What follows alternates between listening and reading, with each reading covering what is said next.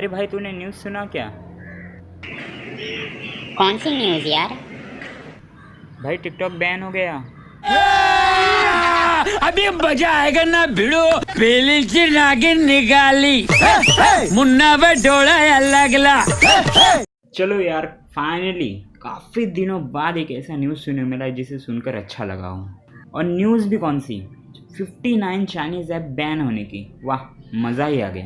Government ने इन apps को ban करते समय defence of India, security of states and public order का भी नाम लिया है, जो काफ़ी बड़ी बात है और इसीलिए आप इसे मजाक में नहीं ले सकते हैं। शायद आपको पता होगा, सिर्फ टिकटॉक के इंडिया में 11 करोड़ से भी ज़्यादा एक्टिव यूज़र्स हैं। बस इसी बात से पता चलती है कि इन ऐप्स का इंडिया में कितना ज़्यादा क्रेज़ था।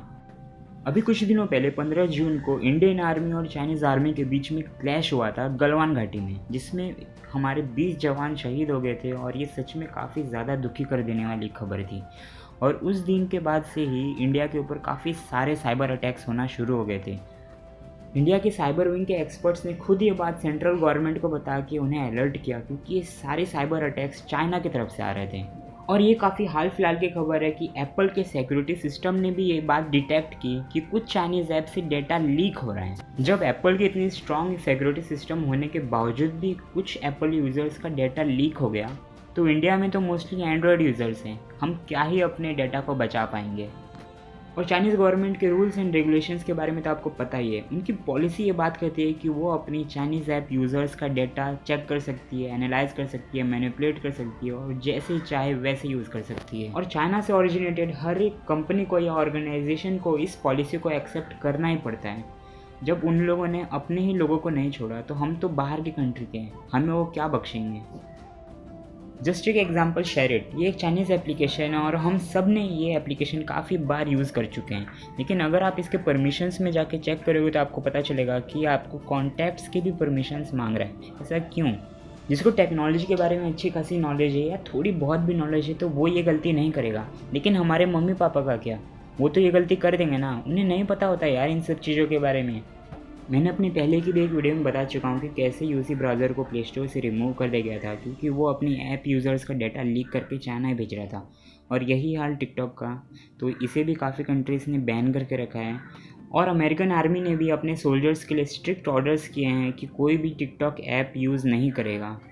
अभी कुछ दिनों पहले इंडियन आर्मी के भी एक सोल्जर की वीडियो काफ़ी ज़्यादा वायरल हुई थी, जिसमें उन्होंने कहा कि हमें चाइनीज़ ऐप्स को डिलीट कर देना चाहिए।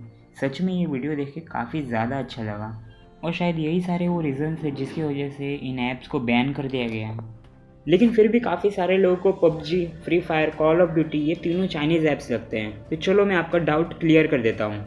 पबजी को स्टार्टिंग में सिर्फ पीसी और लैपटॉप में खेलने के लिए बनाया गया था और इसे बनाया था ब्लू होल नाम के एक गेमिंग स्टूडियो ने, जो साउथ कोरिया से बिलोंग करती है। लेकिन बाद में टेंसेंट, जो चाइना की एक बहुत बड़ी कंपनी है, उनको इसमें बहुत बड़ी अपॉर्चुनिटी नज़र आई, क्योंकि लैपटॉप और पीसी दुनिया में सबके पास नहीं है लेकिन स्मार्टफोन सबके पास है।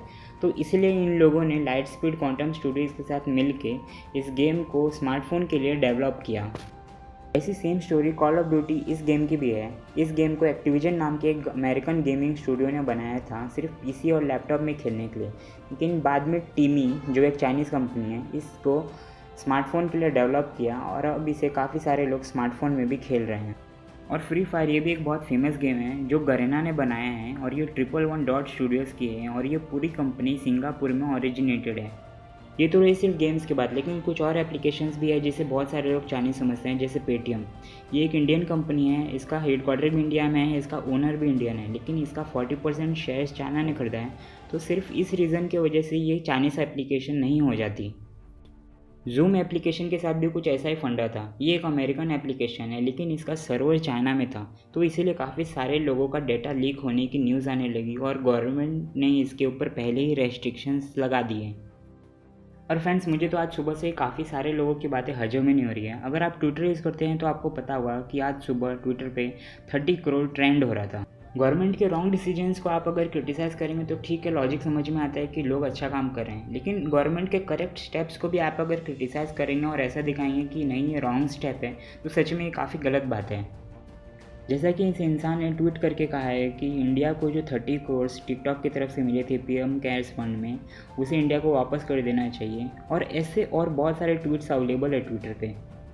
और ऐसे घटिया लोगों को धवल पटेल नाम के इस बंदे ने काफ़ी खूबसूरती से ट्वीट करके रिप्लाई दिया है। आप सबको ये ट्वीट एक बार पढ़ना चाहिए। चलो ये तो नॉर्मल पब्लिक है, ये ऐसे अजीबोगरीब सवाल पूछेंगे समझ में आती है, लेकिन इस टाइप के अच्छे लोग अगर ये सवाल पूछेंगे, मुझे एक्सपेक्टेशन नहीं थी। प्लीज़ यार इसका ट्वीट पढ़ो। मतलब ऐसे लोगों को ट्विटर ऐसे प्लेटफॉर्म में ब्लू टिक कैसे मिल जाता है, मुझे तो समझ में नहीं आ रही है। अब देखो ये और एक ट्वीट है जिसमें ये मैडम बोल रही है कि government can only victimise and oppress its own people. मतलब ना ही इसका चेहरा देखने लायक है और ना ही इसका ट्वीट पढ़ने लायक है। तो फ्रेंड्स आपके दिमाग में सवाल आता होगा कि इतने अच्छे खासे लोगों के दिमाग में इतनी गलत बातें कौन भर रहा है, तो जवाब इन्हीं सारे सोशल मीडिया साइट्स पे है। तो रुकिए मैं आपको एक छोटी सी क्लिप दिखाता हूँ जो मुझे यूट्यूब पर मिली थी। क्या हम जवानों की शहादत को टिकटॉक से कंपेयर कर सकते हैं? यकीनन ये बहुत ही बड़ा ओछापन होगा। देखो फ्रेंड, जब गवर्नमेंट ने 59 एप्लीकेशंस को बैन करते समय कह दिया कि ये सिक्योरिटी रीजंस की वजह से और हैकिंग की वजह से बैन किए गए हैं, लेकिन फिर भी ये बंदा अपनी वीडियो में लोगों को समझाने की कोशिश कर रहा है कि गवर्नमेंट के लिए आर्मी और टिकटॉक के बीच में कोई डिफरेंस नहीं है और गवर्नमेंट इसे एक जैसा समझती है। अगर आपके पास ऐसे घटिया लोगों के लिए कोई इलाज है तो प्लीज़ कमेंट बॉक्स में बताओ। और फ्रेंड्स एट द एंड मैं आपको यही बोलना चाहूँगा कि आपको अगर मेरी वीडियो थोड़ी सी भी अच्छी लगी हो तो please like my video and subscribe to my channel.